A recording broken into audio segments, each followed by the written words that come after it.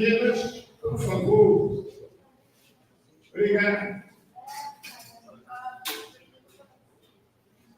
Então, todo esse trabalho dele se baseou em experiências diversas, primeiro com animais, depois vivências com seres humanos. Ele é norte-americano, fez a faculdade na cidade de Vancouver, costa oeste do Canadá, onde toda a economia da cidade circulava em torno de um grande presídio que estava dentro da cidade de Vancouver.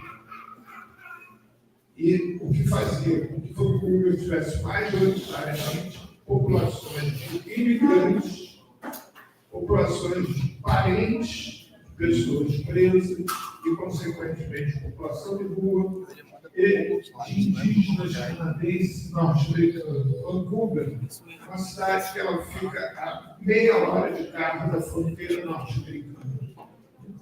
E como a fronteira norte-americana, a passagem da fronteira norte-americana para o meio do Canadá, os Estados Unidos não precisa de passaporte, nem identidade, não precisa de nada. É livre circulação. Então, fica sempre existe uma grande circulação de pessoas que estão na cidade de Vancouver. Ok? Então, Bruce, iniciando a sua carreira, ele começa a perceber que existe um movimento mundial.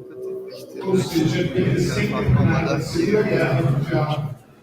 E nesse término da Segunda Guerra Mundial, o nosso mundo estava dividido em duas ideologias marcantes. Uma, a ideologia do capitalismo, e do outro lado, a ideologia socialista, comunista. Onde, dentro da sociedade, no fim da Segunda Guerra Mundial, a Europa, principalmente, é dividida em dois, e os Estados Unidos saem como grandes heróis dessa guerra, com um exército mais poderoso e tendo como moeda de circulação internacional o dólar, o que estimularia a implantação do capitalismo como um todo e os Estados Unidos imperarem como o país dominante do planeta. A sua grande oposição era a Rússia e a China e os comunistas. Essa ideologia ela começa primeiro a migrar pela Ásia, com as guerras da Coreia, Laos, Vietnã. Os Estados Unidos resolvem que, como tinha derrotado os nazistas, que poderiam se impor através da força lá, e vão para lá com todos os seus exércitos, todas as suas armas mais modernas e são derrotados. Sendo aqui na América Latina, surge um fator inesperado por eles, que é a Revolução Cubana. A Revolução Cubana, ela traz para o quintal dos Estados Unidos o socialismo. E um socialismo diferenciado, porque até ali Cuba era efetivamente o quintal dos Estados Unidos. Cuba era considerado um grande puteiro para todos os norte-americanos. A sua economia era feita a partir de cabarés, a partir de shows. E não existia uma economia própria. Quando... Não, bora no início, por favor. No início, tá?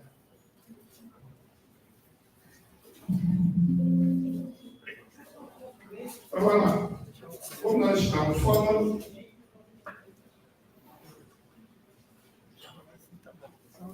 é esse o cenário. Né? Acabou a guerra. E esse acabou a guerra representava exatamente, né, a euforia do mundo capitalista, como se isso pressupusesse o mundo inteiramente capitalista. Mas não era isso que acontecia. A Europa, como vocês veem, Rússia, China, né? A China já na Ásia, mas a Europa principalmente totalmente dividida entre a União Soviética, né, e a Europa Ocidental. E a União Soviética ameaça toda essa ideologia dominante do capitalismo. Aqui começam a ver as guerras nazis, né? Na América Latina, Cuba desafia o Império Norte-Americano, e nesse desafio, primeiro, vem a derrota lá das Coreias. Os Estados Unidos é obrigado a admitir a divisão da Coreia, a Coreia do Norte e a Coreia do Sul. E segunda, enquanto depois chega Cuba, que para eles foi algo humilhante. No quintal da sua casa, o povo comemora, toma o poder, nesse assumir o poder, implanta um regime onde eles são predominantes, são majoritários e assumem a sua nação. Agravando tudo isso, surge um movimento de todo mundo, adolescentes e jovens, que vão às ruas exigir governos que não sejam governos ambiciosos, governos agressivos, que nos permitam viver em harmonia, em paz e amor. Surge algo que foi, quando vocês ouviram falar, que é o verão de 68 na Europa, onde, principalmente na França, a juventude vai às ruas e exige, que chama-se a Revolução Cultural, que a vivência entre a gente seja algo harmonioso, fraternal. Em seguida, surge Woodstock. Para vocês terem ideia, hoje, 2024, nós não conseguiríamos fazer algo como aconteceu no Woodstock. Woodstock reuniu um evento totalmente, um festival totalmente improvisado. 500.000 pessoas passaram 5 dias sem nenhuma agressão, sem nenhuma violência física, sem polícia presente, sem ninguém ser vistoriado. Esse casal daqui, essa foto daqui, se tornou emblemática. Esse casal está junto, casado até hoje. Isso foi em 69, gente. As pessoas, como vocês podem ver, tomavam mulheres com poucas vestimentas, mulheres nuas andando livremente, sem nenhuma violência. Nós conhecemos, a partir de Woodstock, artistas famosos como Jimi Hendrix, Janis Joplin, onde fumava-se maconha livremente. O regime da tradição, família e propriedade, capitalista, machista, que impera até hoje, estava muito ameaçado. Era necessário, urgente, se arrumar alguma justificativa, algo que permitisse abafar essas revoltas que começavam a acontecer. E essas revoltas começam a se espalhar, inclusive pela América Latina, onde os Estados Unidos sempre achou que mandava e desmandava. Surge um cara completamente atrevido, chamado Che Guevara, um médico argentino, que vai viajar de motocicleta, porque quem ainda não viu esse filme, não sei o que veja, vai viajar de motocicleta para a América Latina e descobre uma outra América Latina que ninguém contava para ele. Ele se junta ao pessoal cubano, Fidel Castro, na Revolução Cubana, e depois que essa Revolução Cubana é vitoriosa, ele volta para a América Latina e começa a lutar no interior da América Latina, principalmente na floresta amazônica, por regime democrático. Foi o fim do capitalismo selvagem que nós vivemos até hoje. E aí surge.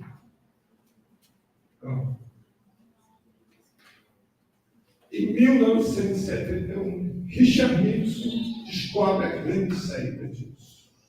A grande saída é a guerra às drogas. Ele consegue convencer o mundo que as drogas seriam exatamente as responsáveis pela destruição deste mundo harmonioso que havia sido construído com a derrota do nazismo. Ele consegue fazer com que todos acreditassem que as drogas causam dependência química no indivíduo. E que aí a única forma de se acabar com a destruição da família e da propriedade era combatendo as drogas. E para isso ele lança uma ideologia chamada guerra às drogas. O que significa guerra às drogas? E já que o humano não conseguiria se livrar das drogas, uma vez que ele experimentasse a droga, ele não conseguiria mais abandonar as drogas. A partir daí, então, era necessário destruir as drogas. E nessa destruição da droga, ele consegue convencer os governos da América do Sul a permitir que implantasse base militar norte-americana em todos os países da América do Sul, dentro do Brasil. E, além disso, ele consegue fazer implantar a ditadura no Brasil e na América Latina como um todo.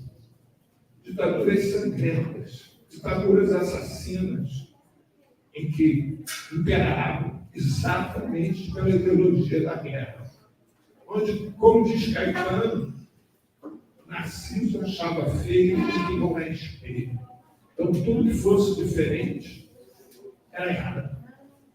Tudo que proporcionasse qualquer um pensar em qualquer coisa diferente estava errado.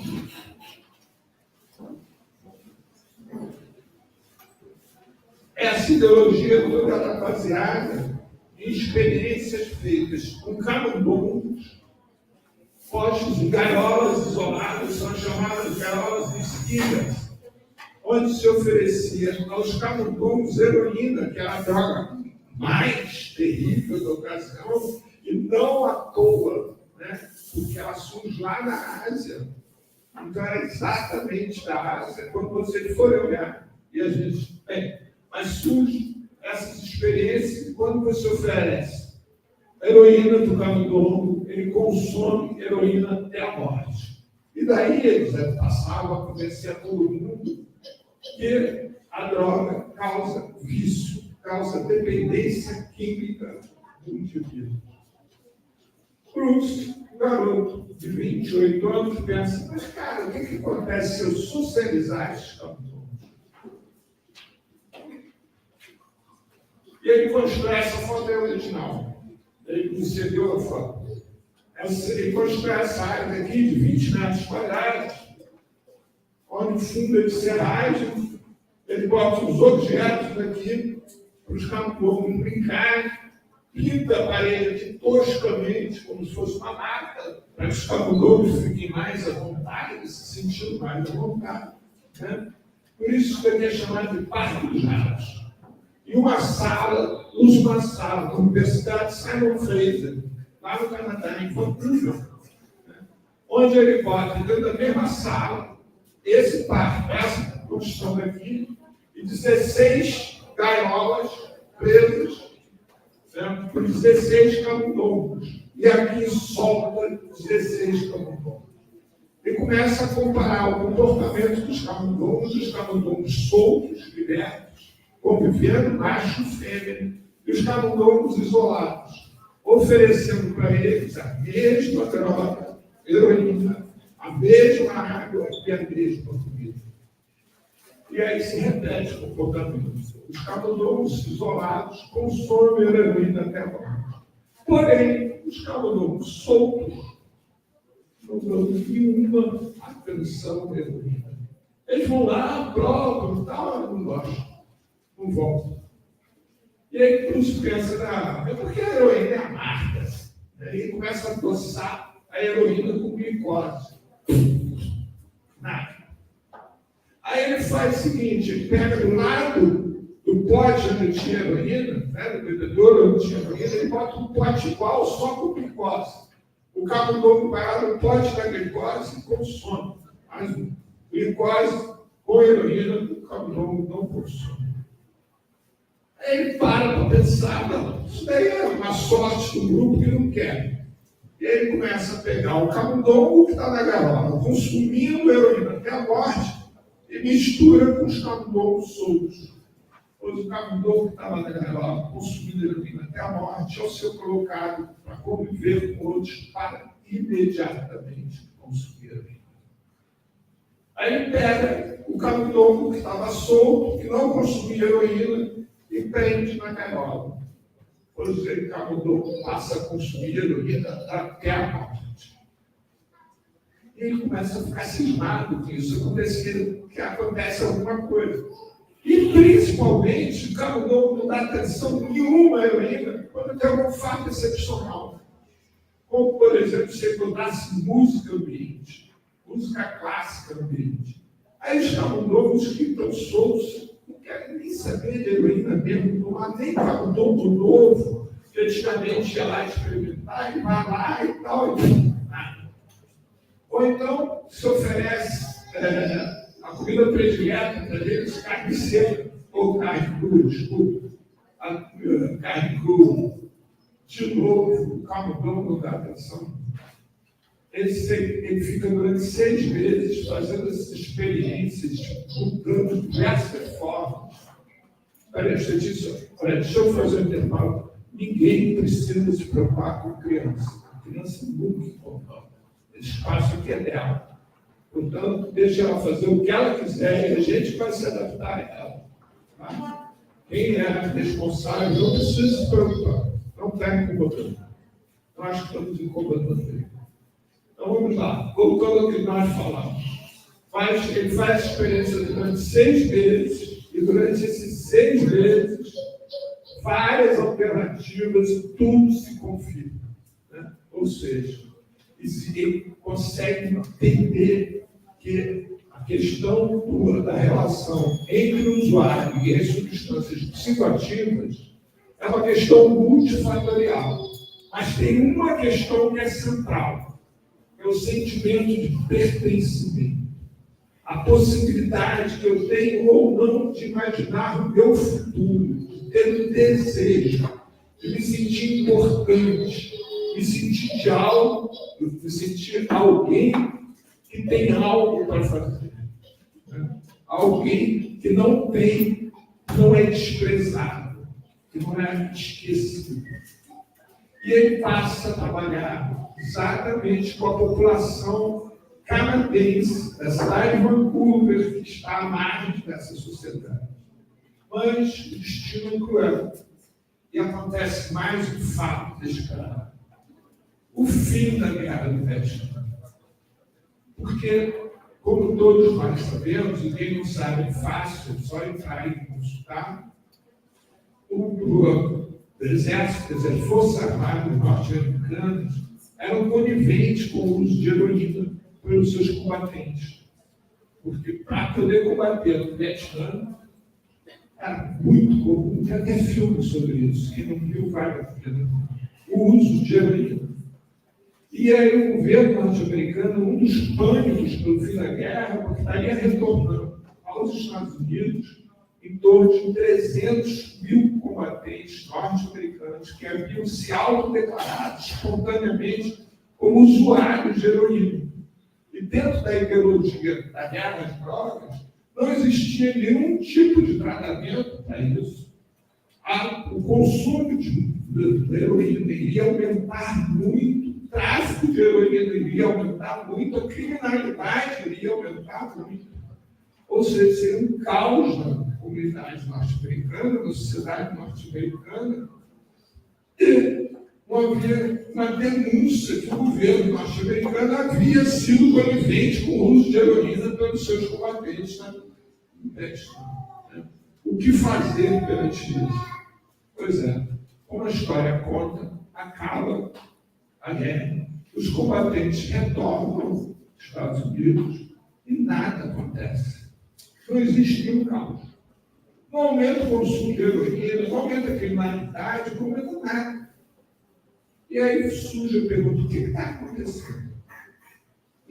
O governo norte-americano separa 100 mil fichas de ex-combatentes que se autodeclararam usuários frequentes de heroína durante a guerra do Vietnã e faz uma consulta de 1 a 1, entra em contato com cada um deles. Bruce comanda um grupo desse esquema, exatamente em toda a cidade de Vancouver, nos Estados Unidos, mas em toda a cidade de Vancouver. E E nesse processo se descobre que 87,3% dos combatentes norte-americanos haviam abandonado o uso da heroína ao chegarem nos Estados Unidos, sem nenhum tipo de tratamento, sem cor nenhum. Desses 12,7% restantes, 8% haviam abandonado a partir do auxílio de profissionais. E os 4,7% restantes, vocês têm que se dedicar a esse campo, ou descobrir que é um número mágico, né? Porque sempre 5% na dúvida, mas 4,7% não haviam abandonado o heroína, seja porque não queriam manter-se, seja porque não conseguiram. Mas isso retifica mais ainda toda a metodologia do curso. E aí, como existia guerra de drogas, vai Richard Nixon e proíbe, junto da ONU, a divulgação de qualquer material a esse respeito. Isso fica proibido, inclusive, por pessoas pesquisas financiadas e todo o seu trabalho proibido de ser divulgado. E ele passa a fazer o trabalho de pequenininho, de formiguinha, com essa população em torno de Vancouver. População essa que é a população, vou repetir a vocês, de índios canadenses, população de rua, imigrantes abandonados, negros, ex-escravos norte-americanos, né? Todos aqueles excluídos.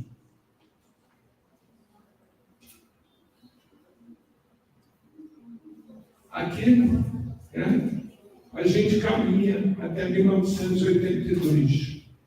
1982 é a primeira grande subida no preço do petróleo, a primeira grande crise econômica mundial. A sociedade norte-americana é duramente atingida, principalmente a classe média. A classe média vai para as ruas. Só que essa classe média norte-americana, ela é a maior consumidora de cocaína do mundo há muitos e muitos anos. E aí, o traficante, o comerciante de cocaína já havia, porque com a instalação das bases norte-americanas nos países latinos, a fabricação de cocaína migrou para dentro da floresta amazônica brasileira. E na floresta amazônica brasileira tem muito mosquito.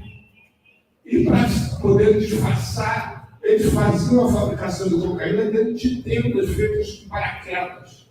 Essas tendas haviam uma concentração muito grande de mosquito.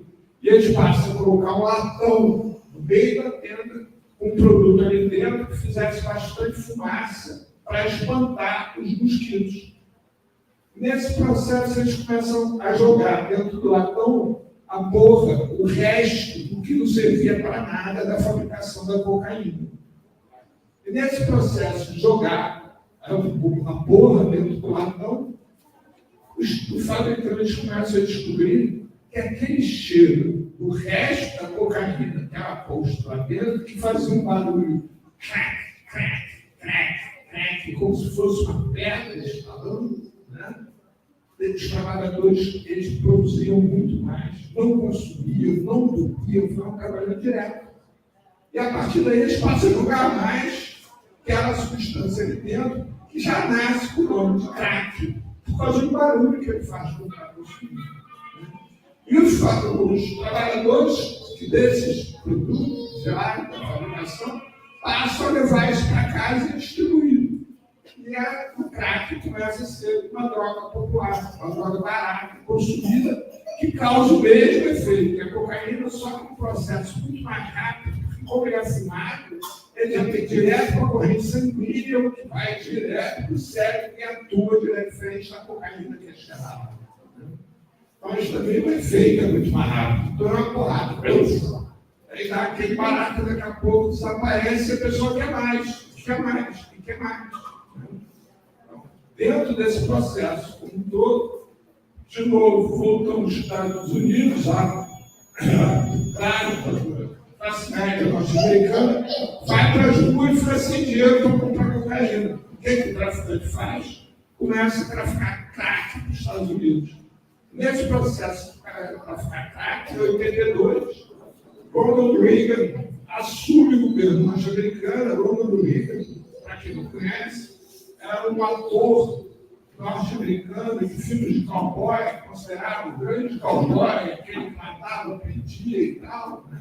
O bandido morto, bandido morto, é uma frase criada por ele. E aí ele promete que vai acabar com o crack nos Estados Unidos. Qual é a forma que ele usa? Dentro da ideologia de que o crack vicia e que bastava usar a primeira vez, que a partir daqui a pessoa se tornava escrava do crack, ele passa a promover a internação compulsória. E ainda mais, para poder justificar todas as atrocidades, ele convence a todos que a mulher grávida, ao usar cocaína durante a gravidez, deixava seu filho feto, dependente de cocaína também. E começa a passar imagens na televisão, né, sobre crianças muito magras, muitos temores, que justificavam a história, a mentira de que quem, o filho de mulher usuária de crack, nascia já viciado em crack. E aí é isso aqui.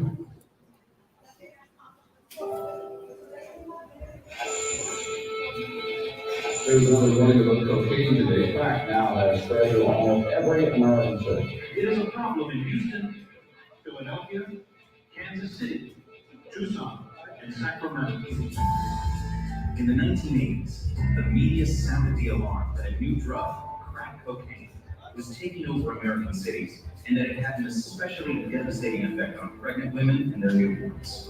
A new study says that babies born to women who use cocaine during pregnancy are 3 times as likely to be born with birth defects. They tend to be what we call jittery. They're very, very high risk for cerebral palsy, mental retardation. They are prone to hypertension, strokes, and sudden infant death syndrome. These children, who are the most expensive babies ever born in America, are going to overwhelm every social service delivery system they come in contact with throughout the rest of their lives. Drugs take away the dream from every child's heart and replace it with a nightmare. But were these infants really doomed? Nearly 3 decades later, what is the true legacy of the crack baby era?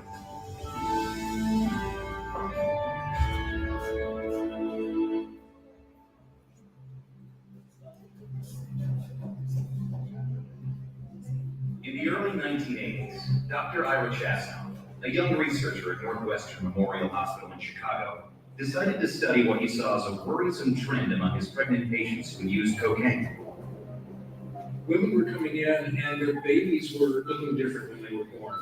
They had higher rates of prematurity, and they had higher rates of newborn seizures and other complications. Babies exposed to cocaine are very small. I think that's related to the use of cocaine in pregnancy. We've seen effects of alcohol and other substances on children, so we were certainly open to the idea that this was a problem. Cocaine was epidemic. I think that it was something that the media, I mean, it became an exciting thing to talk about. We call our broadcast 48 Hours on Crack Street. Soon after our paper was published, within days, we were getting calls from media all over the country and started hearing the term crack babies. Spotlight tonight, our investigative series on cocaine kids. Despite all the warnings, a growing number of babies are being born already addicted to cocaine. As it got out into the world, it became this phenomenon.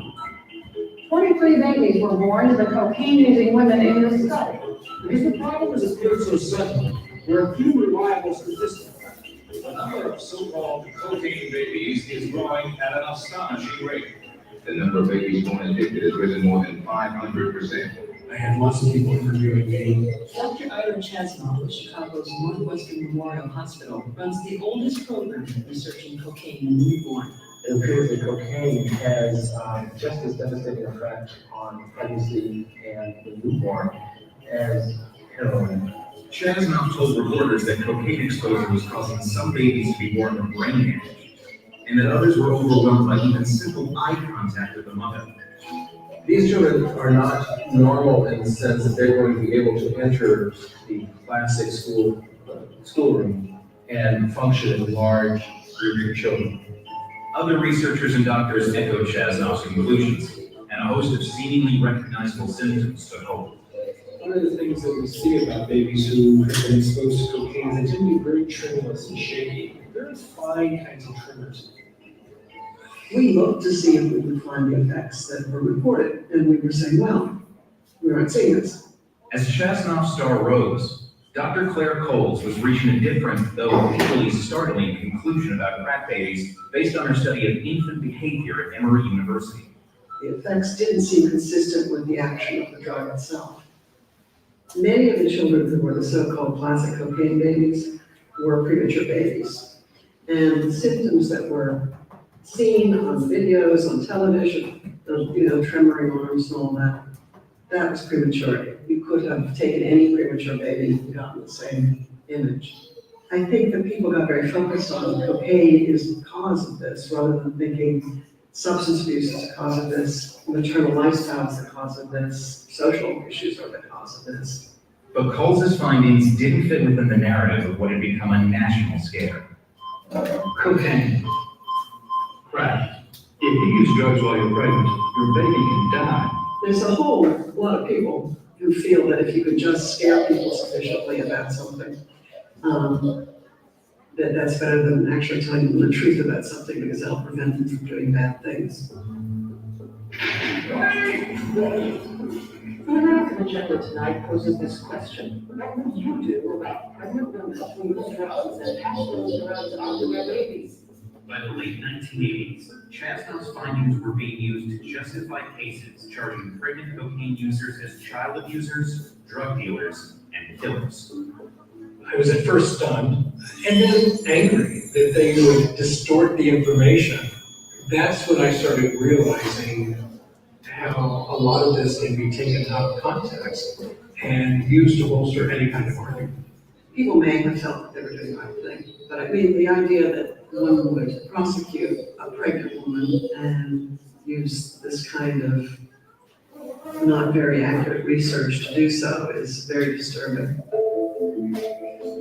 As the prosecutions continued, crack babies grew to toddlers. No one knows how many there are, or even how best to identify them.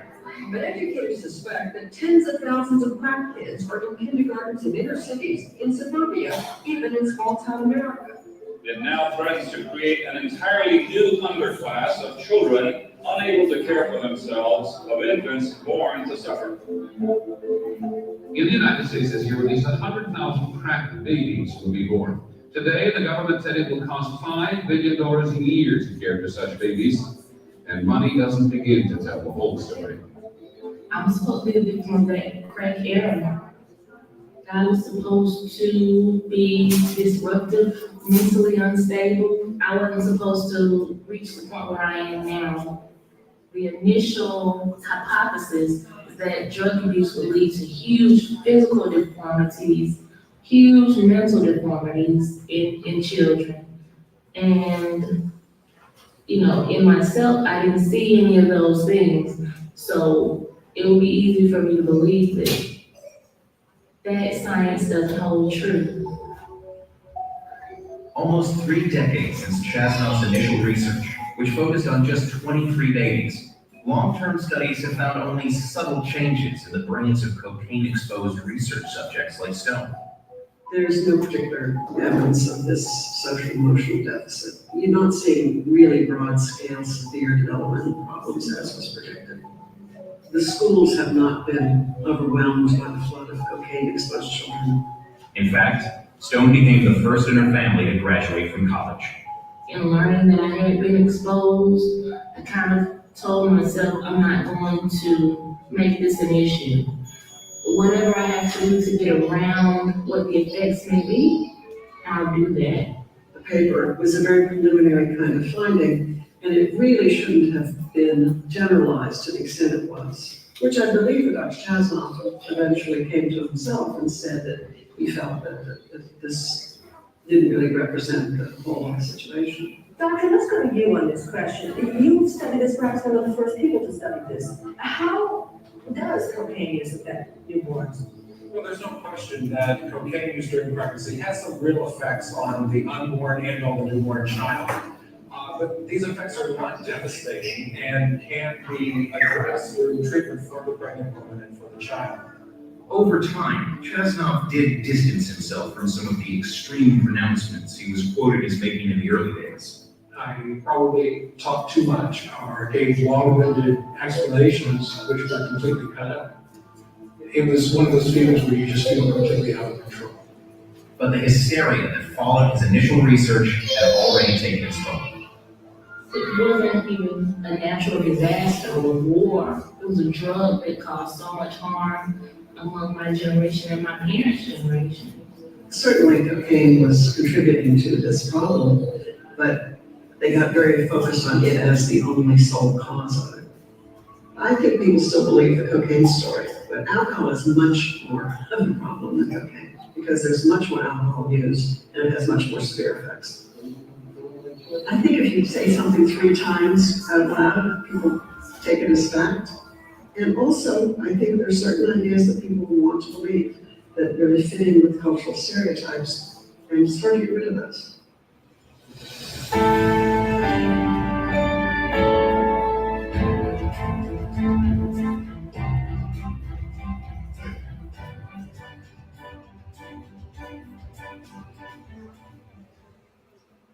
Algumas coisas importantes da gente observar nesse filme.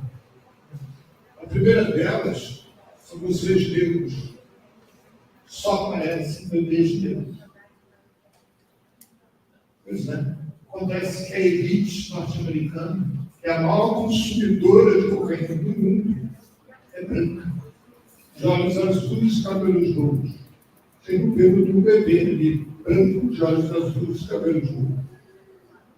A elite brasileira é a segunda maior consumidora de cocaína do mundo.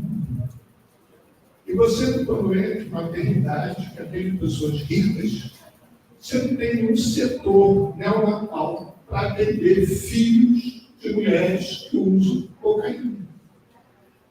Você não vê ninguém falando disso. Mas o Brasil não se furtou em 2012, quando ia ter os grandes eventos da cidade do Rio de Janeiro, de lançar o programa de recolhimento de crianças e adolescentes usuários de cannabis,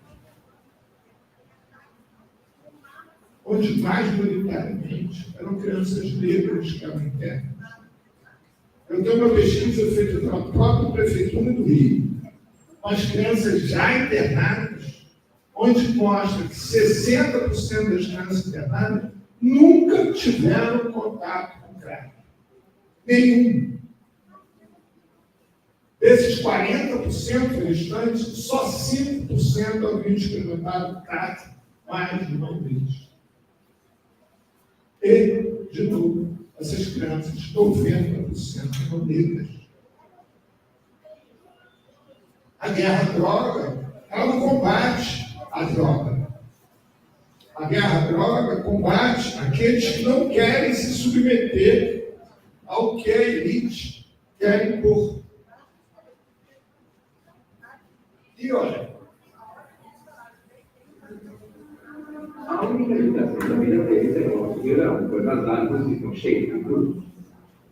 A princípio, as frutas são muito saborosas e difíceis de apanhar. É preciso ser ágil ou forte para pegar a sua parte.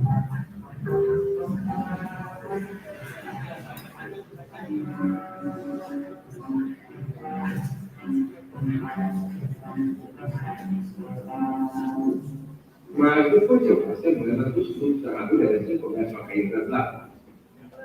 Então, todos os animais esperam e se divertem com as frutas estragadas.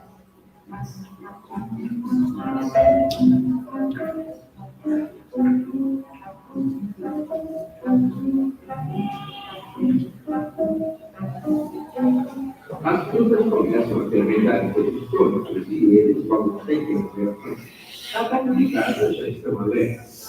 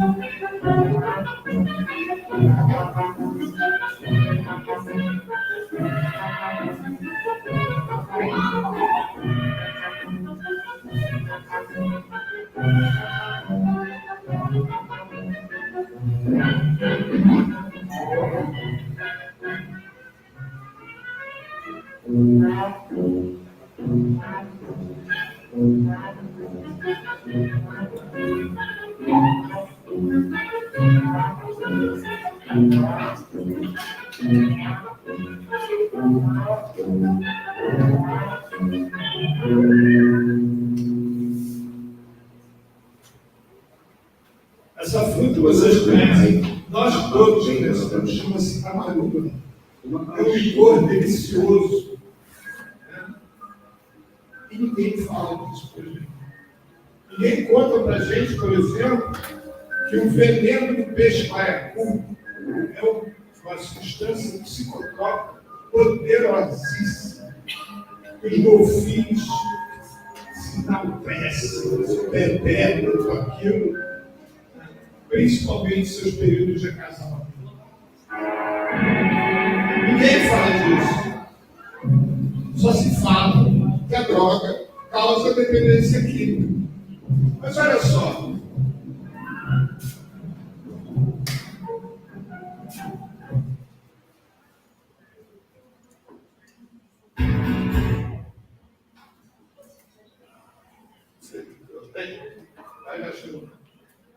Mas, como eu dizia, vocês sabiam que Freud, Sigmund Freud, aquele que estruturou a psicanálise, consumia cocaína todo dia de manhã. Ele dizia que só acordava depois que cheirasse cocaína. Vocês sabiam disso? Vocês sabiam que Walt Disney era usuário costumeiro, frequente de ópera, que um dos filmes dele, considerado grande obra-prima, ele na biografia dele diz que foi feito todo, chama-se Fantasia esse filme. É uma viagem de ópera. Já assistiram maconha em funeral, câmara funeral de Faraó, de muitos anos antes de Cristo, 2300 antes de Cristo. Vocês devem estar lembrados que havia época que diziam que maconha causava dependência química. Pois hoje em dia a indústria farmacêutica está acabando com a proibição da maconha. A Alemanha já pode fumar o quanto quiser, produzir, vender, fazer o que quiser. Vários estados norte-americanos, o Canadá inteiro, e não tem dependência química. Agora, em junho, teve a Eurocopa na Alemanha, campeonato de futebol europeu na Alemanha. A polícia alemã foi para a televisão fazer uma campanha pedindo para os torcedores usarem maconha, não consumirem álcool, não consumirem cerveja. Desse prioridade para a maconha, porque a cerveja as pessoas ficam muito mais agressivas, enquanto a maconha fica mais calmas e tranquilas. E é exatamente essa a grande diferença em que nós, eu quero chegar onde eu estava, em que nós do observatório trabalhamos, né? E nós do observatório vivemos. E é a nossa proposta que nasce aqui. Quando vai se montar a União Europeia, o temor presente era que, com o fim das fronteiras entre os países, ficava liberada a migração dos cidadãos europeus. E os cidadãos europeus, naturalmente, iam migrar para o país que lhes oferecesse melhores políticas públicas. E surge o temor de que os usuários de drogas migrassem para o único país, provocando caos nesse país. Igual aconteceu aqui no Brasil, quando Fernando Haddad montou aquele belíssimo programa de braços abertos em São Paulo, né? E os usuários foram para São Paulo, até porque financiados pela direita, para encher, reformar São Paulo com a Cracolândia da céu aberto. De tal maneira que aconteceu o que agora, hoje, nós vemos, que está em manchete no Portal Jornal. Quem se alimenta da Cracolândia? O PCC. O crime organizado. A droga, ela é proibida. Por quê? Porque ela dá mais lucro proibida do que se fosse legalizada. Então, a partir disso, desse temor, os europeus montam o Observatório Europeu da Droga e da Toxicodependência. Está na internet. E que nós nos inspiramos neles, só que dando um passo à frente. Em vez de pensarmos na droga somente, a gente trabalha com a questão da adição, porque a questão da adição, ela se manifesta em inúmeras formas. Para nós, adicto é todo aquele que realiza alguma coisa na vida que não deseja realizar. E precisa e pede ajuda para deixar de realizar. Isso quer dizer o quê? Para nós do observatório, adicto é ele próprio que faz o seu diagnóstico. Não é um terceiro, não é um médico, ou seja lá que órgão for. É ele que faz o seu diagnóstico, ele que vai pedir ajuda para deixar de fazer alguma coisa. Esse termo nós usamos intencionalmente, que é o seguinte: imaginem vocês que vocês quebrem uma perna. Ao quebrar a perna, vocês vão ter que engessar essa perna. E para andar, vocês vão ter que passar a usar uma bengala. Um tempo depois, você vai tirar aquele gesso, vai deixar de mobilizar, mas você vai ter que continuar a usar a bengala. Para você largar essa bengala, você precisa de ajuda de um fisioterapeuta, de um profissional, para poder voltar a aprender a andar. E aí, para subtrair essa bengala que você adicionou à sua vida, você vai precisar de ajuda de alguém.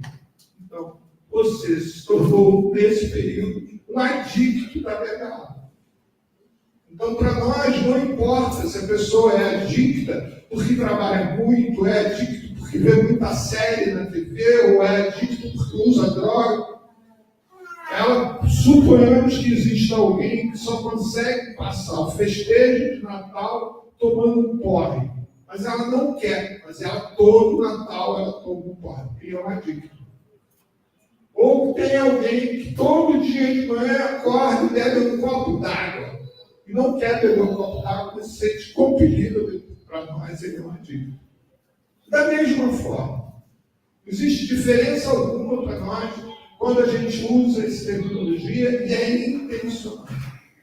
A gente não trabalha com a droga como se fosse uma questão excepcional, como se fosse algo de distúrbio, ou se fosse fruto de qualquer doença. Não. Para nós é pura e simplesmente uma manifestação que todos nós temos o direito de escolher o que queremos fazer na vida. Obviamente, cada um tem uma medida e cada um tem uma possibilidade. Né? Se a gente parar de respirar, a gente morre. Se a gente respirar muito, a gente entra em ventilação. Se a gente não beber água, a gente morre. Se a gente beber muita água, morre afogado. Então, para cada um. E por isso a lei brasileira, né, é da forma que é da questão do consumo de álcool em direção. Proíbe totalmente o uso do álcool para quem vai dirigir. Porque não existe uma medida de dizer assim, não, você pode beber até uma dose de cachaça, que não tem problema nenhum. Não, para alguns tem, para outros não tem. Ah, vocês acham então que é bom usar cocaína? Não, eu não acho que eu não usei. Mas não usei, não é por um preconceito, eu tornozelo, eu senti necessidade, eu sou uma pessoa super agitada. Eu imagino que se eu usar qualquer coisa para me agitar, mas ainda aí, ninguém vai me suportar mesmo. Né? Então, a partir daí eu não uso isso. Tá? Mas é exatamente esse princípio. E quando se monta o Observatório Europeu, eles resolvem fazer uma experiência. E aí, para essas experiências, eles escalam a Islândia, que é um país do norte europeu, junto ao Polo Norte, extremamente frio, uma ilha de difícil acesso, onde nessa ocasião eles tinham grupos de crianças, pré-adolescentes, adolescentes e jovens que mais consumiam substâncias psicoativas, sejam legais ou ilegais, de todo o mercado europeu. Eles implantam lá uma metodologia de trabalho que é a nossa do observatório, que é o Bruce, o estilo Bruce, com o Paulo Freire.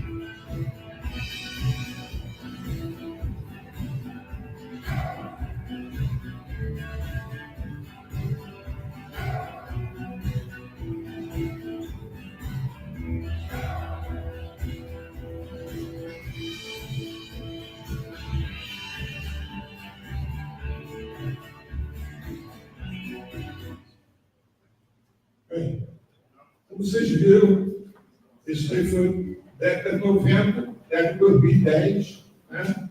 Hoje eles têm os melhores índices de felicidade de todo o mercado europeu, porque eles fizeram no início lá um estudo e descobriram que a grande questão da Islândia é que a Islândia é um país fundado por pescadores.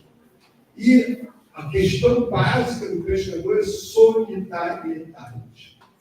As pessoas tinham se isolado de suas casas, cada um em si, falou televisão depois de internet, e a solidariedade é determinada. Isso trouxe um pânico para a juventude brasileira. Então eles fizeram, o único movimento que eles fizeram foi de resgatar essa solidariedade. Como que eles resgataram?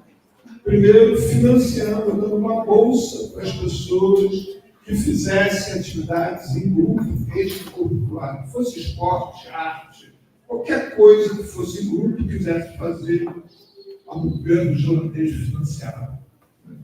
E a segunda coisa foi estimular que as escolas, todas as escolas islandesas, né, se transformassem em escolas cidadãs, uma metodologia desenvolvida por Paulo Freire. Não sei se vocês conhecem, vou falar rapidamente. Escola cidadã é aquela escola que não se preocupa em transmitir conhecimento, conteúdo, não é conteudista. Ela é, antes de mais nada, a preocupação dela é formar cidadãos. Então, essa escola tem a seguinte atribuição: implantada lá na Islândia, implantada pelo governo islandês, todo o grupo, docente e discente de toda a escola, tinha uma reunião todo sábado, onde as pessoas não poderiam faltar a todas as reuniões do sábado, que ele pelo menos alguma reunião, onde lá nessa escola eram discutidos os problemas do entorno da escola. E a escola tinha que apresentar, em algum momento, uma solução para aquele problema. Ou seja, ela está pichando muito aqui no entorno da minha escola, então a escola tem que apontar o que faz para acabar a pichação. Ah, mas a criança só tem 5 anos, é um cidadão islandês, ele tem que cumprir a responsabilidade dele dentro da possibilidade dele. Mas ele tem uma responsabilidade aqui. E ele tem o direito de ser escutado, de ser respeitado e ser ouvido. Então, essas escolas passaram a ter e levar ao cidadão islandês a responsabilidade de construir uma sociedade diferente, onde eles pudessem se ver, se perceber, fazendo parte dessa escola. E aí aconteceu o que aconteceu. Né? A juventude islandesa passa a ter um outro motivo para viver e para comemorar. E a partir daí nasce o Observatório das Edições de Bruce Carlson. Esse nosso símbolo intencional, essa cena do filme do garoto, do Charlie Chaplin. A gente quer falar disso, é que tudo que nós queremos é acolher e ser acolhido. Né? Independente de qualquer outra coisa, é o acolhimento que nos acolhe.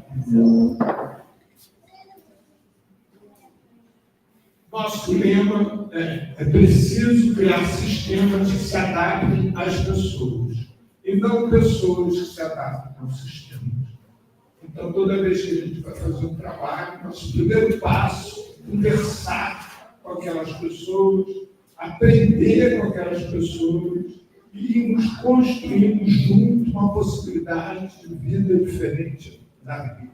Mas não diferente no sentido do certo e errado, mas diferente de poder entender o que eles fazem e no que eles fazem, onde eles não se sentem atendidos. E a partir daí podemos construir com eles a possibilidade de se sentirem sujeitos de direitos e deveres, onde a sua cultura seja respeitada, onde cada um ali seja respeitado. Esse é Bruce. Esse é Paulo Freire. Se vocês entrarem no Google, vocês vão descobrir que Bruce Alexander, o nome dele, tem mais de 50 milhões de acessos. Se vocês digitarem Hackpack, quer dizer, Parque dos Ratos, aquela experiência que eu falei, tem mais de 250 milhões de acessos. E mesmo assim, a gente não conhece tanto quanto deveria conhecer. Né? Vocês entenderem como essa informação, esse tipo de circulação não acontece. Nosso objetivo, promoção da inclusão social. No Brasil, através da criação de novos postos de trabalho e regime de alta produtividade social. O que quer dizer isso? Nós fizemos pesquisas no Brasil e conseguimos entender que na nossa cultura é fundamental para o brasileiro, principalmente o brasileiro homem, ele estar empregado, ele poder sustentar ele e sua família. Até porque ele é cobrado disso, seja para a sociedade, seja para a sua companhia. E para a mulher, hoje em dia, a gente não pode esquecer que 30% dos lares brasileiros ele é sustentado por mulheres. Então, essa é a nossa questão. Sendo que o regime de trabalho tem que ser em alta produtividade social. É um termo cunhado por nós. O que significa isso aqui?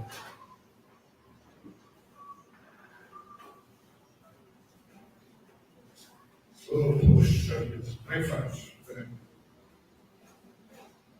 Aqui, então.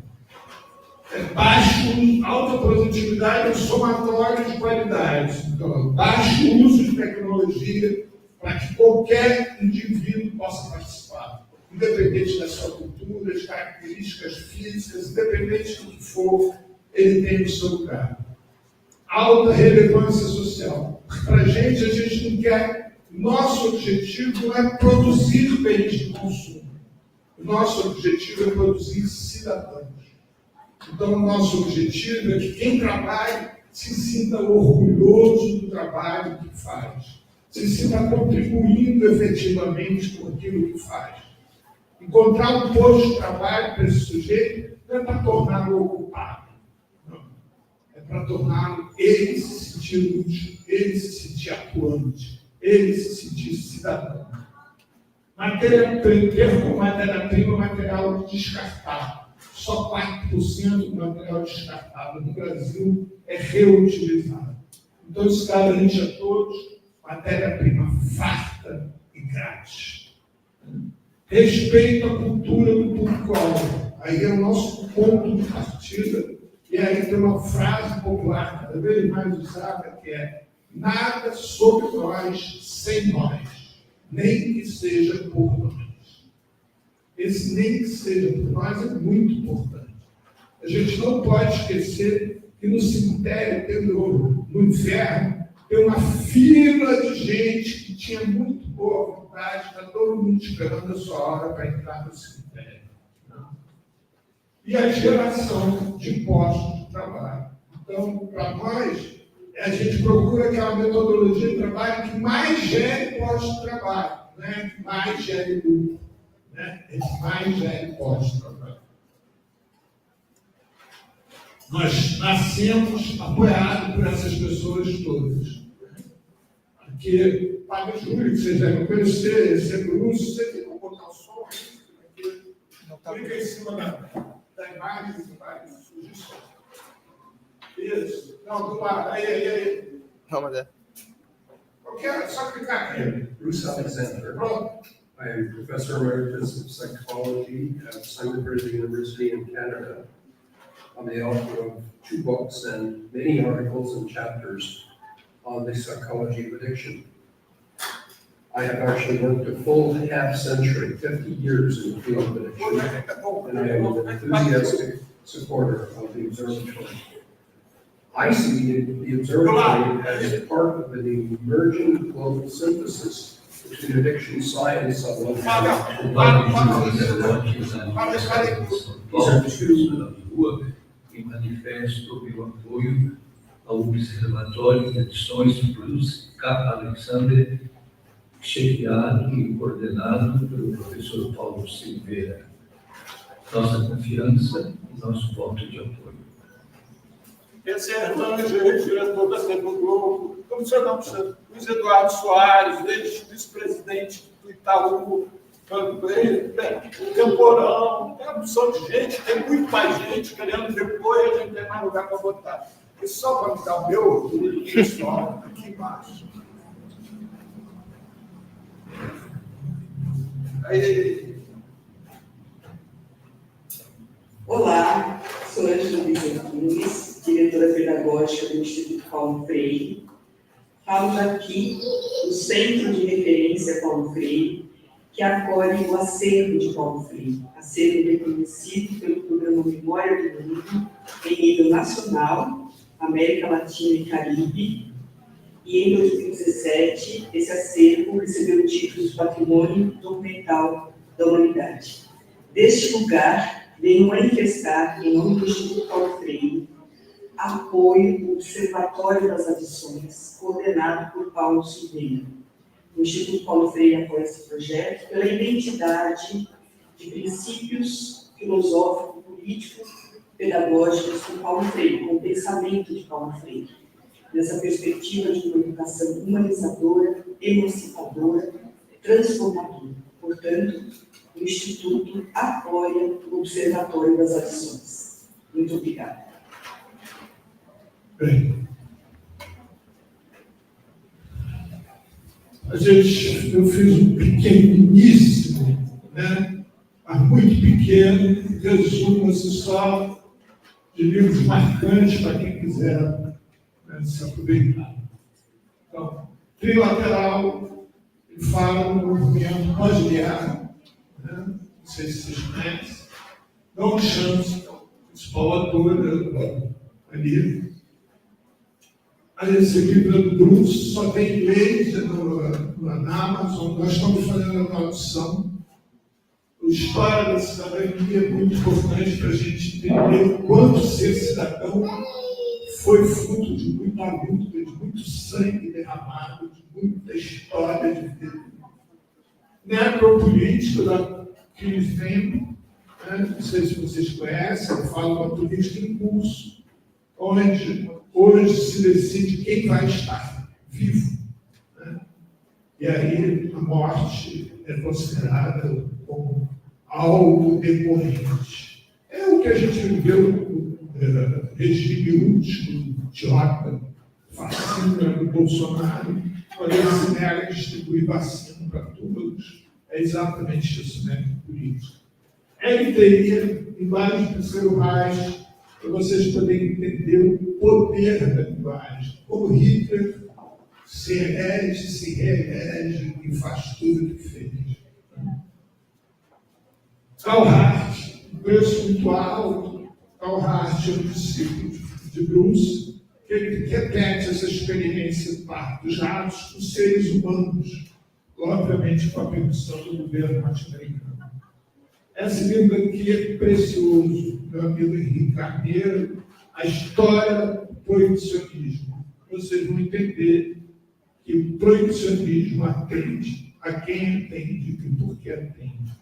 Para vocês terem ideia, a primeira guerra que existiu, o motivo era a droga, foi porque a China proibiu os seus habitantes de consumirem ópio.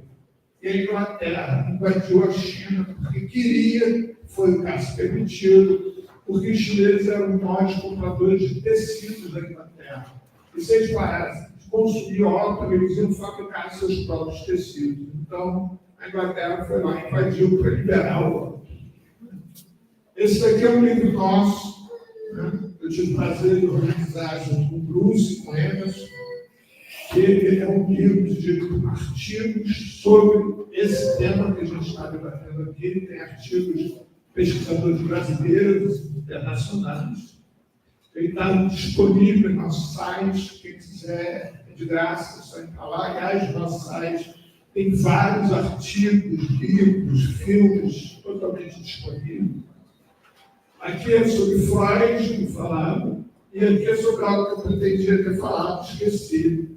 Essa pesquisa mostra que os locais onde se tem maior consumo, comércio e difusão de drogas são as escolas brasileiras.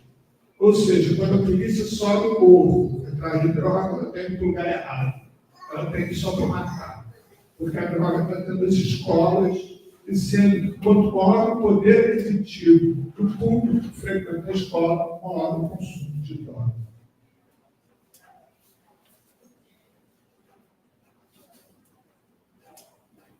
Aqui o endereço do nosso site e terminar.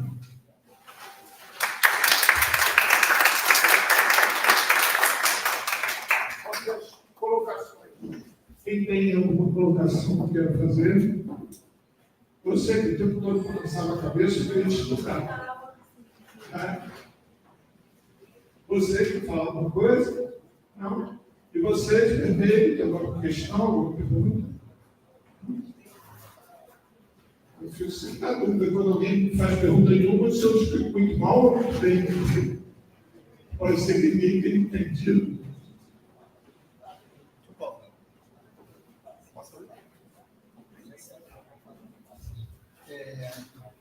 Muita coisa passa pela cabeça. Uma das coisas que eu lembrei de um filme recente, eu vi, ele fala Druk. Já viu? Não. Druk é um filme que se passa na Suécia, na Noruega, que fala sobre o consumo de álcool.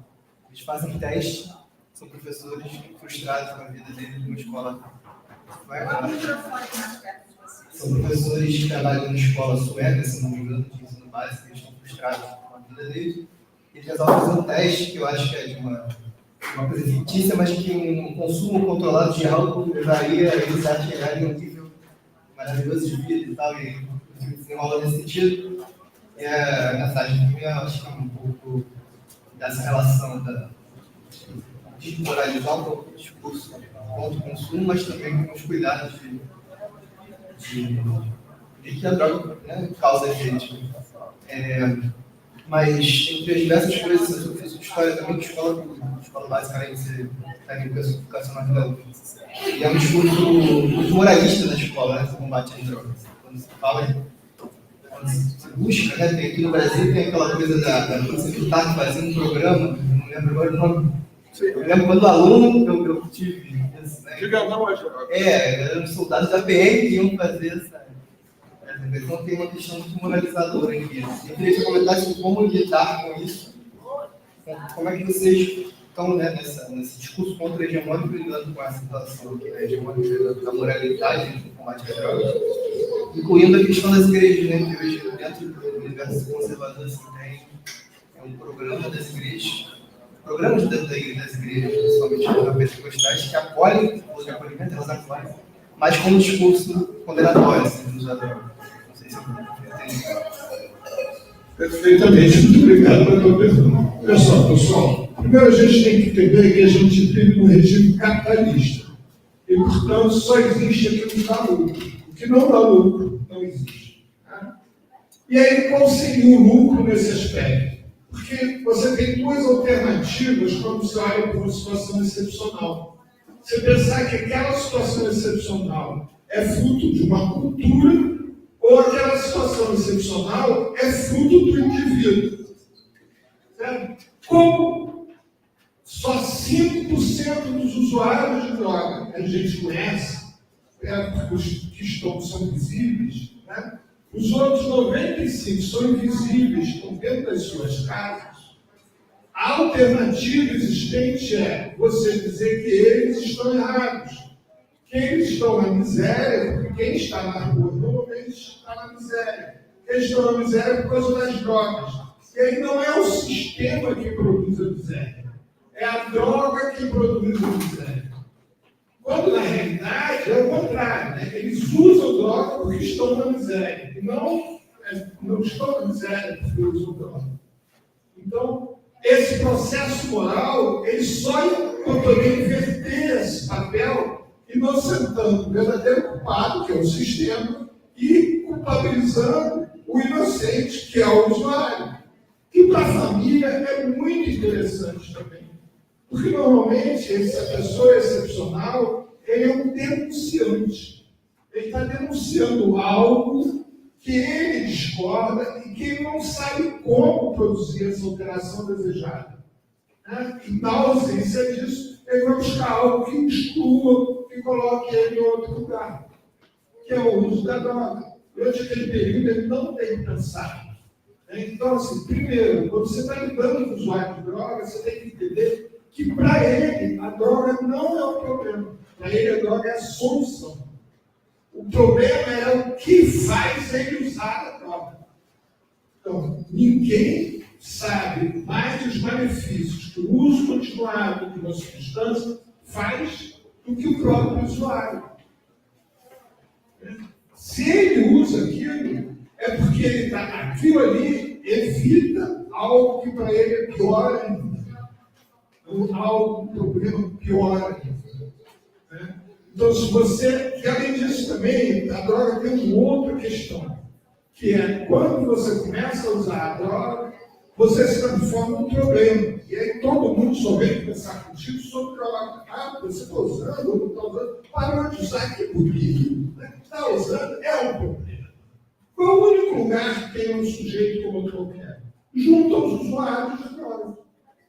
Então as amizades dele, os afetos dele, circulam todos em torno daquilo. Então ele largar de usar aquela droga, ele se torna sozinho no mundo, porque não tem mais como ele retornar. Muitas vezes a família não quer mais ele de volta, ninguém quer mais ele de volta, porque ele é um usuário de droga. E antes de mais nada, ele é um doente. Né? E dentro da metodologia do ideário, do dependência química, alguns dizem, inclusive, que é uma questão de nascer DNA que determina isso. Então, é incurável. E, ao mesmo tempo, também, se ele largar lá, ele não volta nem para cá, nem para lugar nenhum. Então, o único lugar possível de existência dele é junto desses amigos que ele construiu essa relação de cumplicidade em torno do ritual da droga. E aí, essa moral é uma moral que, antes de mais nada, ele não está escondendo não é o usuário de droga. Ele não está escondendo não é a droga. O que ele está escondendo é exatamente a podridão dessa nossa sociedade. Aí, claro, falta todo mundo pensa, mas na religião, o cara é usuário daqueles que não conseguem ficar todo mundo. E aí vai para uma religião e abandona. Ele vai para uma religião, o que acontece? Ele é acolhido, ele tem um lugar para ir onde ele é respeitado, onde a vitória dele sobre as drogas é algo que é comunhão ali com todos, é a mesma coisa do Alcoólicos Anônimos, a mesma coisa do DNA. Só que ele trocou um vício pelo outro. ele trocou uma adição para outra. Ele trocou a adição da droga pela adição do DNA. Agora ele passa a ter um compromisso de ter que ir toda semana lá. Se ele não for lá, ele vai voltar a usar. Tem que ir toda semana lá na igreja, se ele não for voltar, ele vai usar. Ele não conquistou a liberdade dele, que é a possibilidade dele usar ou não usar por desejo próprio. Poder se fazer, se estar em seu lugar, porque ele deseja estar, não porque ele é impedido lá. Mais alguém já tem respondido? Sim. Mais alguém tem alguma questão que queira fazer?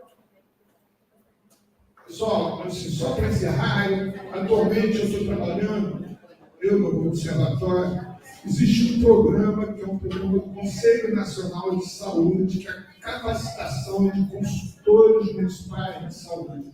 Isso é feito através de rodas de conversa virtuais.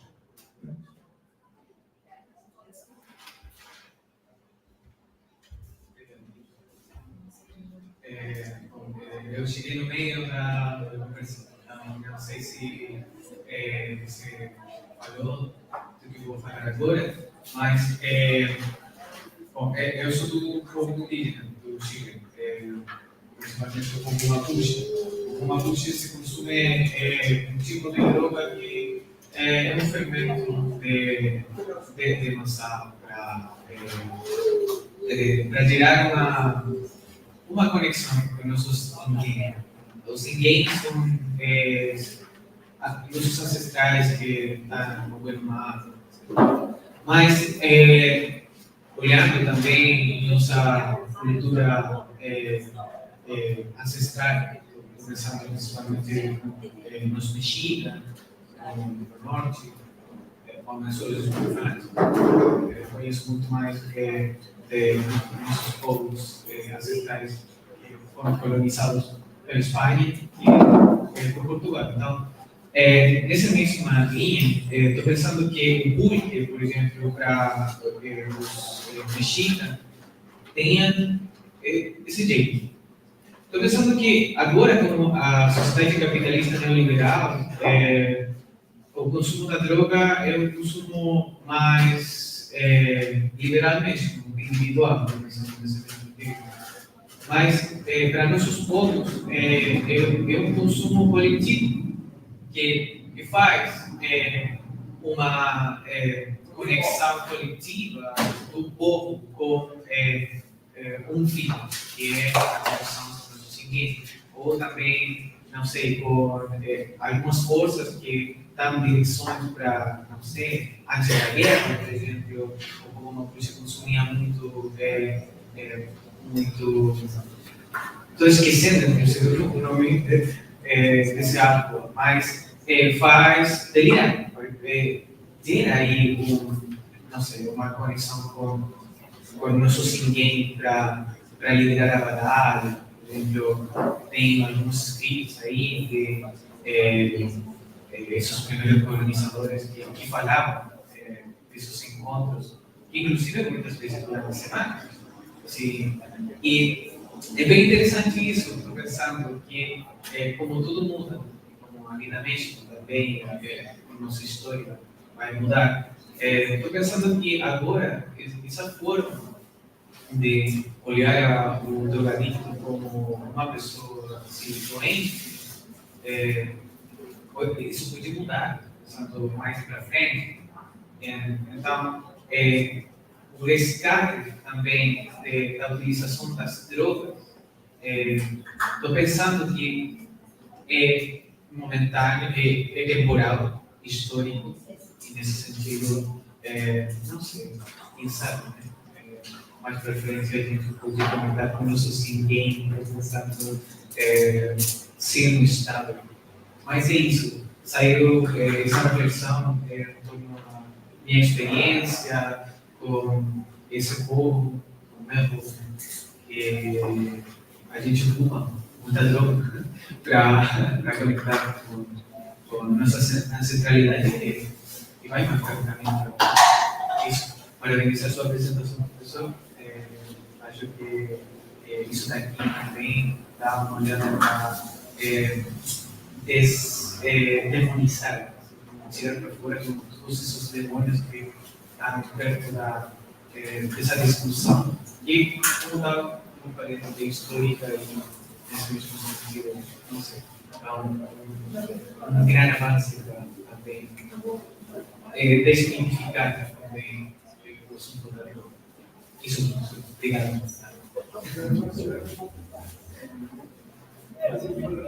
Eu imagino que você, como chileno e com esse sotaque, você é facilmente identificado aqui no Brasil como estrangeiro. Né?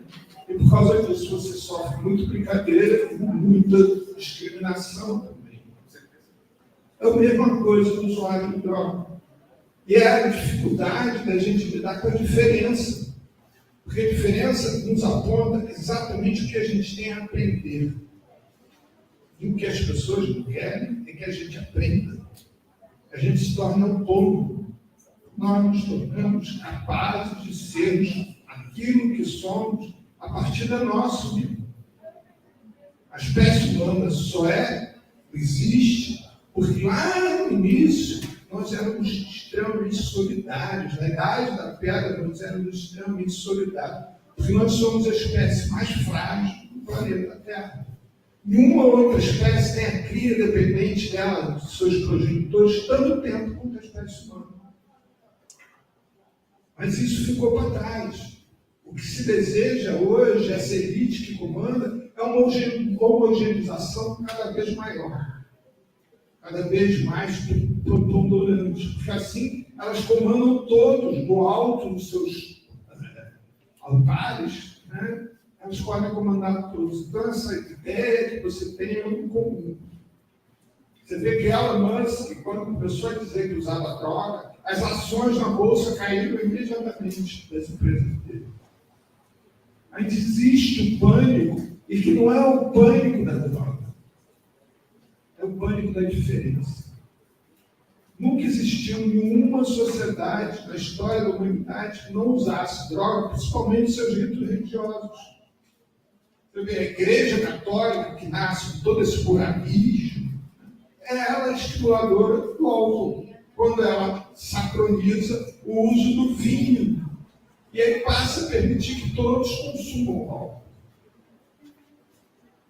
O vinho passa a ser uma bebida de família, porque é a igreja que leva isso como sendo sangue de Cristo.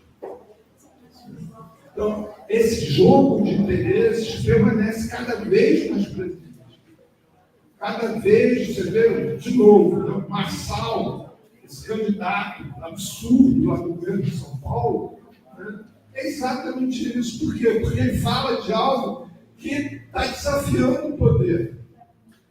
E que a elite não quer. E aí, quando surge o Marçal, está todo mundo agora querendo derrubar o Marçal. Até o Bolsonaro, viu? O que é isso? Ele é um escapado, ele é um absurdo. Uma anomalia existente de uma pessoa daquela, inclusive, com a possibilidade de ser candidato. Mas mais absurdo ainda é você pensar que 25% da população adulta de São Paulo está elegendo ele. Mas é exatamente a elite. É a mesma coisa, é o mesmo lugar. A droga nada mais traz para a gente a possibilidade de estar num lugar diferente do que nós aprendemos a estar. Ou melhor, do que nos foi ensinado para estar. Sim, deixa eu só reafirmar uma coisa. Eu não defendo que ninguém use droga. Né? Assim, droga em excesso. Até porque vocês devem saber que quando a gente cheira cocaína, por exemplo, a gente não está cheirando só cocaína, está cheirando cocaína, pó de maio, pó de vidro, um monte de coisas. Né? Quando você fuma maconha, você não está fumando só maconha. Você está fumando maconha, bosta de boi, uma opção de coisa. Então, assim, nem um lado, nem o outro. Mas a gente tem que tomar decisões em cima de conhecimento que a gente tem um livre-arbítrio para poder escolher o que e como quer fazer.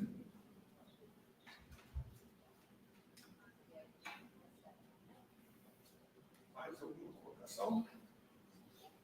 Olha só, pessoal, essa continuação dessa apresentação aqui,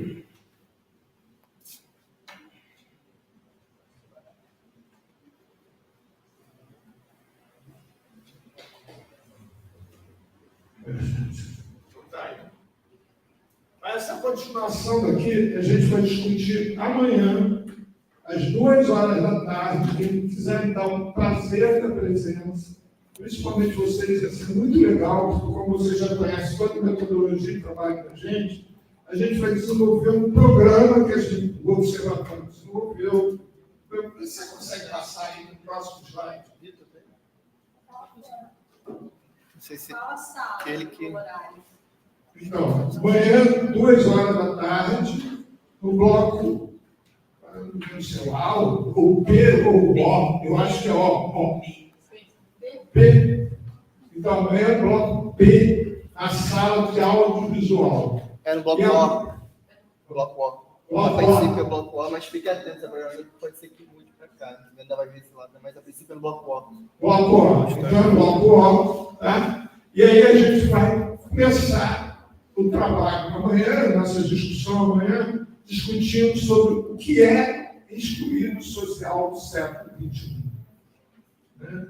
Então, essa categoria cada vez maior, e só para vocês ficarem um pouco curiosos, o índice de chegada de população de rua nas ruas do mundo inteiro, com nível superior, é mais ascendente, mais íngreme do que de analfabetos.